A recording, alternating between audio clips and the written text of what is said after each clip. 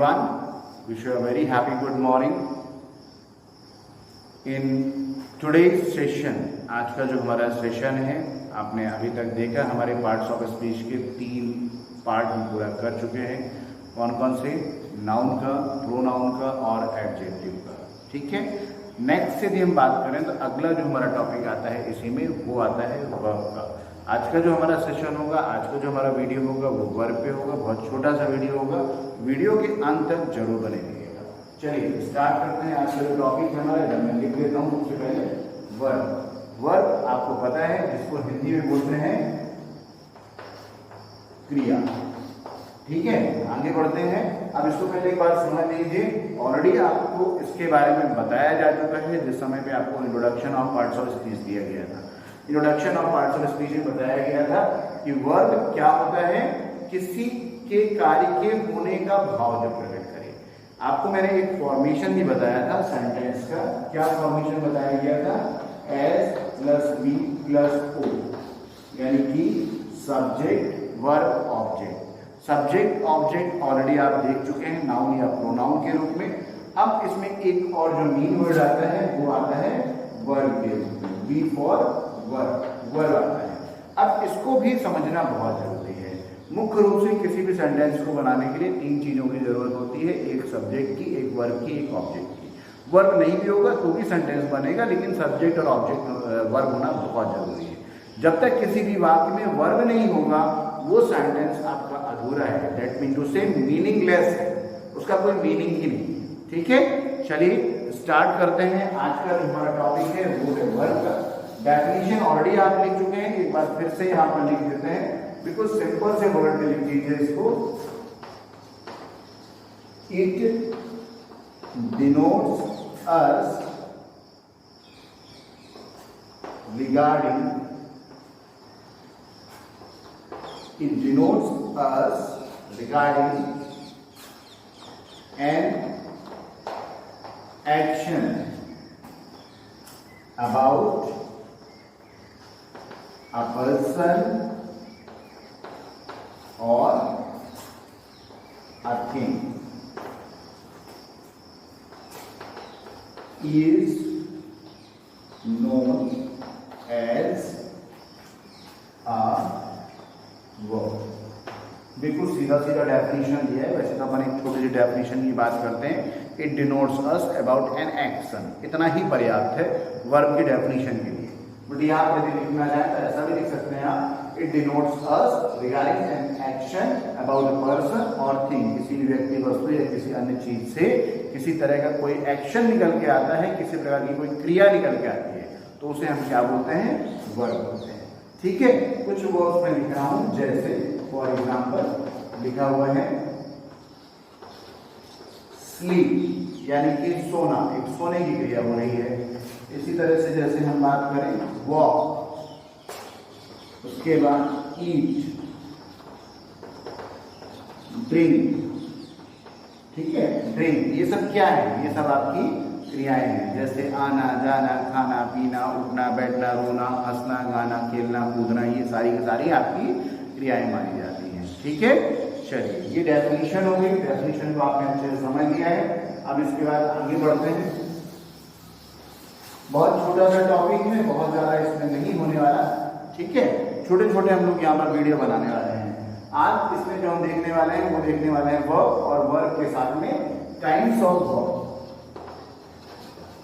Types of verb, types of verb जिसका मतलब होता है क्रिया के भेद या क्रिया के प्रकार। मुख्य रूप से यदि बात किया जाए तो क्रिया के 3 प्रकार होते हैं।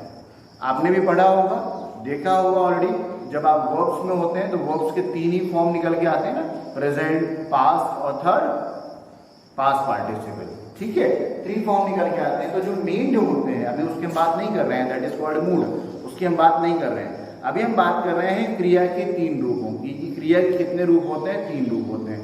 देखने को तो ऐसे आपको और भी ढेर कई रूप मिल जाएंगे बुक्स में, बट जो अभी हमारे लिए मुख्य रूप से जो जरूरी है, अभी हमारी जो रिक्वायरमेंट है, केवल 3 प्रकार होते हैं। कौन कौन से होते हैं? सबसे पहले प्रकार की हम बात करते हैं तो पहला प्रकार आप लिख लीजिए transitive verb. Transitive verb, transitive verb. Transitive verb जिसको आप हिंदी में बोलते हैं सकर्मक क्रिया। सकर्मक क्रिया। आप ध्यान से भी इसके हिंदी को देखेंगे, हिंदी वर्ड को देखेंगे। सकर्मक मतलब सकर्म अर्थात कर्म के साथ। आपको यही डेफिनेशन दे देगा, अपना अर्थ बता देगा, सब कुछ कहानी ये बता देगा। सकर्मक क्रिया मतलब वे क्रियाएं जो कर्म के साथ कार्य करती हैं, जिनका अपना एक ऑब्जेक्ट होता है, उन्हें आप क्या बोलते हैं? सकर्मक क्रिया बोलते हैं। ठीक है, चले इसका डेफिनेशन लिखेंगे। कैसे लिखेंगे? A transitive verb, it is a verb. ठीक है, इसको क्या होती है? अपने बात को पूरा करने के लिए अपने साथ एक ऑब्जेक्ट की आवश्यकता होती है। इसको इस तरह समझ लीजिए आप। सकर्मक क्रिया कौन सी क्रिया होती है? वह क्रिया होती है जिसे अपनी बात पूरी करने के लिए अपने साथ एक क्रिया की यानी कि एक ऑब्जेक्ट की आवश्यकता होती है। डेफिनेशन के रूप में आप बड़ा सिंपल सा लिख सकते हैं, it is a verb which requires REQUIRES, which requires an object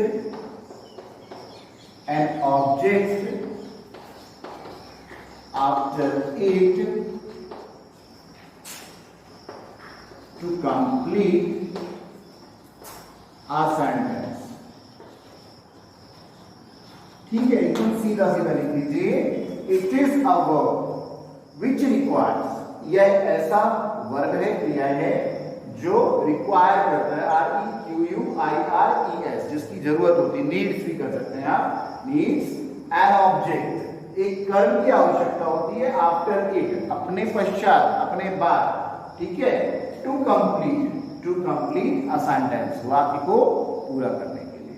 Hindi में लिखना चाहें तो आप ऐसा लिख लीजिए, सकर्मक क्रियाएं वे क्रियाएं होती हैं जिन्हें अपना अर्थ या उद्देश्य पूरा करने के लिए अपने पश्चात एक कर्म की आवश्यकता होती है, उन्हें आप सकर्मक क्रिया बोलते हैं। चलिए आगे बढ़ते हैं, इस चीज को उदाहरण के तौर पे समझ लेते हैं। अब जैसे लिखा हुआ है, आई ईट a mango, I eat a mango. ठीक है, आप ध्यान से देखिए, मैंने यहाँ पूरा सेंटेंस लिखा है, आई ईट अ मैंगो। कहने का मतलब एक क्रिया हमने यूज की, कौन सी? खाने की। ये यहाँ पर क्या हो गया? ये यहाँ पर वर्ब हो गया। फाइन। अब इसको ये कह रहा है कि अपनी बात को पूरा करने के लिए एक ऑब्जेक्ट की आवश्यकता होगी। तो ऑब्जेक्ट क्या है इसका? मैंगो। ये हमारा क्या हो गया? ऑब्जेक्ट हो गया। समझ में आई बात? ठीक। अब मैं आपको यहां पर एक खास नोट बता रहा हूं कि आप कैसे पहचान पाएंगे कि दी गई क्रिया सकर्मक क्रिया है या दूसरे जो प्रकार अभी आगे आएंगे उनमें से कोई है। ठीक है, आपको मैं एक छोटा सा वर्ड दे रहा हूं यहां पर, क्या। बहुत ज्यादा नियमों में मत जाइए, फिलहाल अभी वो जान लीजिए आप जिससे आप बेसिक नॉलेज प्राप्त कर सकें, आपको इतनी जानकारी हो जाए किसी चीज के बारे में कि हाँ इस पे अब मैं कार्य कर सकता हूं। ठीक है, चलिए आपको मैंने एक वर्ड दिया है, क्या। समझिएगा बात को। जिस क्रिया से, समझ लीजिए ध्यान से इस चीज को, जिस क्रिया से क्या का जवाब मिल जाए, क्या किसको, दो बातें आप इसमें ले सकते हैं, बाकी मुख्य रूप से क्या ही होता है। जिस क्रिया से क्या का जवाब मिल जाए वे क्रियाएं आपकी सकर्मक क्रियाएं, वे क्रियाएं आपकी सकर्मक क्रियाएं हैं। उदाहरण के तौर पे मान लीजिए एक सेंटेंस मैंने और लिखा, I walk in the park, I walk in the park. इसमें क्रिया क्या है? वॉक है। ठीक है, ये वर्ब है, वर्ब है। ये वाला क्या था? ये ट्रांसिटिव वर्ब था। कौन सा वर्ब था? ट्रांसिटिव वर्ब था। लेकिन ये वर्ब क्या हमारा ट्रांसिटिव है? कैसे पहचानेंगे? वॉक से क्या का जवाब मांगिए, मैं टहलता हूं, क्या टहलता हूं?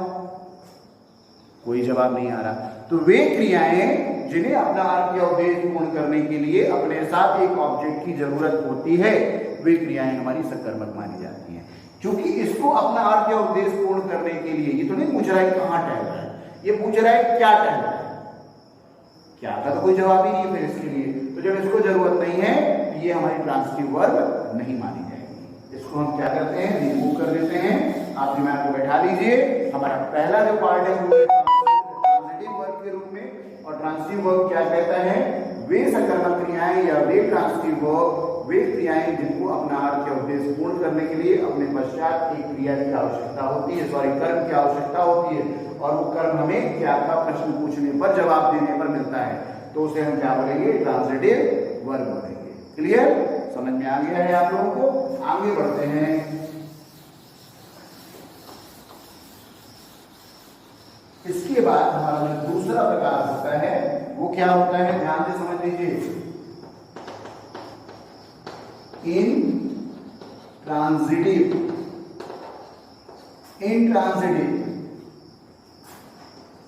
वर्ब, इसको बोलते हैं अकर्मक। समझ में आ रहा है ना, पहला था सकर्मक क्रिया, दूसरा है अकर्मक क्रिया। बात समझ में आ गई होगी, नाम से ही क्लियर हो रहा है। सकर्म मतलब कर्म के साथ, अकर्म मतलब कर्म की जरूरत नहीं है।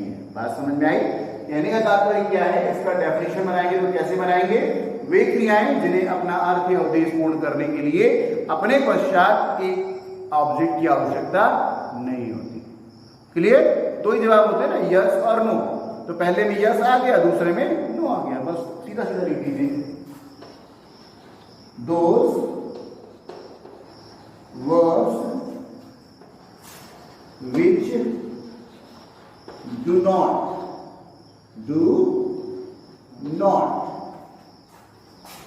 need any object after it, सीधा बस इतना ही कर दीजिए, बहुत ज्यादा मत लिखिए, बस इतना कर दीजिए। वे क्रियाएं जिन्हें पूरा कर दें, चलो लिख देते। Those verbs which do not need any object after it to complete a sentence. वे क्रियाएं जिन्हें अपना अर्थ या उद्देश्य पूर्ण करने के लिए अपने पश्चात किसी अलग से उद्देश्य यानी कि कर्म की आवश्यकता नहीं होती है, उन्हें आप इंट्रांजिटिव वर्ब कहते हैं। जैसे अभी मैंने आपके सामने एक उदाहरण लिखा था, कौन सा, I walk in the park. Formula तो पता ही चल चुका है आपको कि फॉर्मूला क्या है। फॉर्मूला है क्या, आप सीधे क्या का प्रयोग करिए, ये हमारा क्या है, फॉर्मूला है। ये हमारा एक प्रकार से फॉर्मूला है, इसको अप्लाई करना पड़ेगा। इसको आप हर वर्ग के साथ अप्लाई करिए, ठीक है, हर वर्ग के साथ में आपको अप्लाई करना है। तो ये क्या कहता है, इसमें क्रिया क्या है, वॉक, WALK वॉक, वॉक मतलब टहलना, एल साइलेंट ध्यान रखिएगा। ये हमारी कौन सी क्रिया है, इंट्रांजिटिव वर्ब है। कैसे पता चला, क्योंकि इस क्रिया से जब हमने क्या का जवाब पूछा, कुछ नहीं मिला, और जब कुछ नहीं मिला तो क्या कहला जाएगा, इंट्रांजिटिव वर्ब कहलाएगा। बात समझ में आ गई, क्लियर हो गया, बहुत आसान है, बहुत ज्यादा कुछ भी नहीं, ठीक है। चलिए आगे बढ़ते हैं, तीसरे प्रकार की ओर आगे बढ़ते हैं। एक्चुअली जो वर्ब्स होते हैं, आपने वर्ब के, इसको मैं ये कहूं कि वर्ब को हम दो रूप में बांटते हैं। वास्तविकता में यदि देखा जाए तो वर्ब को हम दो रूप में बांटते हैं। कौन कौन से, इसको भी पहले समझ लीजिए। ये जो वर्ब होता है इसको दो भागों में बांटा जाता है।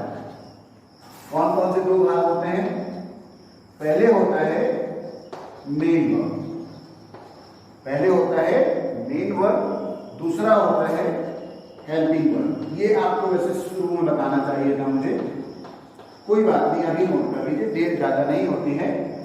वर्ब को वास्तविकता में दो भागों में बांटा गया है, पहला होता है मेन वर्ब के रूप में, दूसरा होता है हेल्पिंग वर्ब के रूप में। तो जब हम मेन वर्ब को देखते हैं तो मेन वर्ब को भी दो भागों में बांटते हैं। कौन कौन से वर्ब भाग होते हैं, पहला होता है ट्रांजिटिव वर्ब, जो ऑलरेडी अभी आप देख चुके हैं, और दूसरा होता है ये आपका पहला पार्ट होता है, ठीक है। और इसी में दूसरा पार्ट होता है इंट्रांजिटिव वर्ब, ठीक है। पहला पार्ट होता है ट्रांजिटिव वर्ब का, दूसरा होता है इंट्रांजिटिव का, जो ऑलरेडी आप मेन वर्ब के रूप में पढ़ चुके हैं। दूसरा पार्ट होता है कौन सा, हेल्पिंग वर्ब के रूप में। तो अब जो हमारा आएगा वो आएगा हेल्पिंग वर्ब के रूप में। इसको जो नाम दिया जाता है वो दिया जाता है AUXILIARY, ऑक्सिलरी, ऑक्सिलियरी, AUXI मैं मिला लेता हूं, AUXILIARY, सही है, कोई दिक्कत नहीं है। AUXILIARY, ऑक्सिलरी वर्ब, ठीक है। ध्यान रखिएगा, जो वर्ब होता है मुख्य रूप से दो भाग में डिवाइड होता है सेंटेंस में, पहला मेन वर्ब के रूप में, दूसरा हेल्पिंग वर्ब के रूप में। तो जो मेन वर्ब होता है उसमें दो भाग आते हैं, कौन कौन से, ट्रांजिटिव वर्ब, इंट्रांजिटिव वर्ब, ठीक है।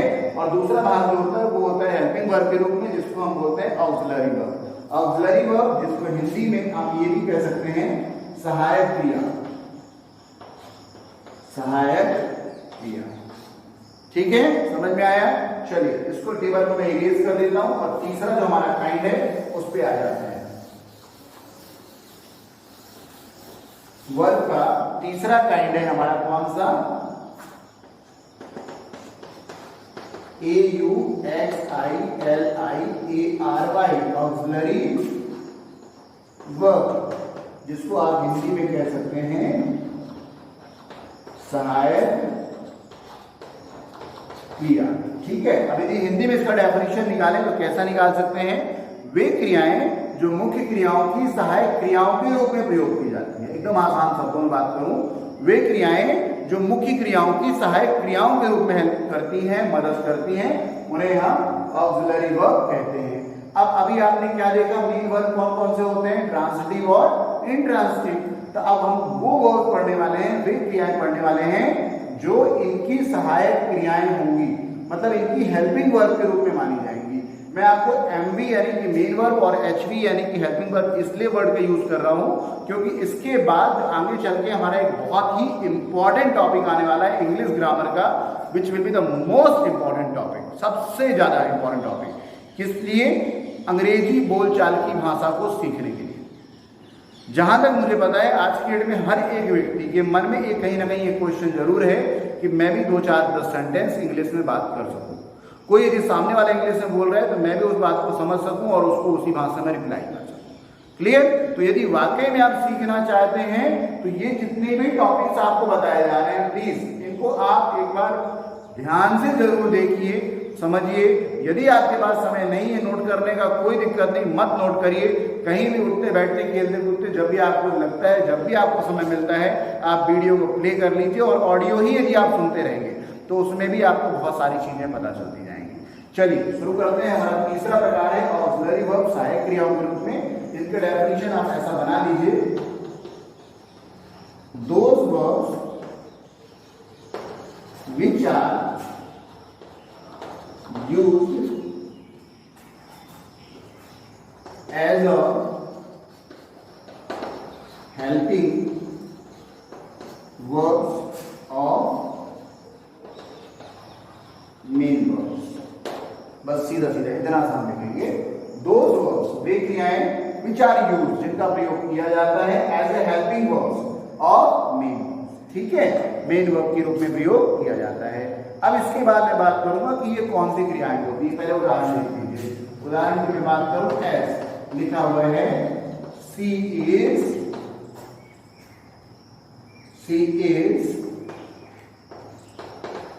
Cleaning a room. एक सेंटेंस हमें दिया हुआ है सी, आप चाहें तो सी को एक नाम भी दे दीजिए। मान लीजिए उदाहरण के तौर पे हमने एक नाम ले लिया, क्या ले लिया, फॉर एग्जाम्पल गीता, प्लीज, है ना, माइंड नहीं करिएगा यदि किसी का नाम यहाँ पर निकल के आता है। Just for an example I have taken this name, Geeta is cleaning a room. Geeta जो है वो एक रूम को क्लीन कर रही है, या हर रूम कर दीजिए, अपना रूम क्लीन कर रही है। अब यदि आप ध्यान से देखेंगे, सबसे पहले बात आती है इसमें कि वर्ब, वर्ब क्या क्या है, ठीक है। तो पहले आप ऑलरेडी पढ़ चुके हैं ट्रांजिटिव और इंट्रांजिटिव। तो यदि हम क्लीन की बात करें, क्लीन हमारा क्या कहलाएगा, वर्ब कहलाएगा। ठीक है, अब क्लीनिंग क्या क्लीन कर रही है, रूम क्लीन कर रही है, आवाज आ रही, जवाब आ रहा है, यानी कि वो हमारा ट्रांसिटिव वर्ब हो गया। अब इसके बाद हमने कहा कुछ उसमें हमको ऑक्सिलरी वर्ब भी मिलते हैं। तो ऑक्सिलरी वर्ब मतलब सहायक क्रियाएं होती है। तो ये जो वर्ब होता है जिनको अंग्रेजी में हम हेल्पिंग वर्ब भी बोलते हैं, ये हमारी किस रूप में प्रयोग होती है, ये आपकी ट्रांसिटिव हो गई। सीधा सीधा इसको वर्ब लिख दीजिए, बस हो गया, इसको वर्ब लिख दीजिए और इसको कर दीजिए AUXI ऑक्सिलरी वर्ब। ये हमारी सहायक क्रिया। कहने का मतलब कि वे क्रियाएं जो दिए गए वाक्य की मुख्य क्रियाओं की सहायक क्रियाओं होती है और उनका प्रयोग कहां होता है, वो काल की सहायक क्रियाएं यानी कि टेंस की सहायक क्रियाएं कहलाती हैं। जैसे यदि आप लिखना चाहें तो वर्ड्स लिख लीजिए, उनके कौन कौन से वर्ड्स होते हैं।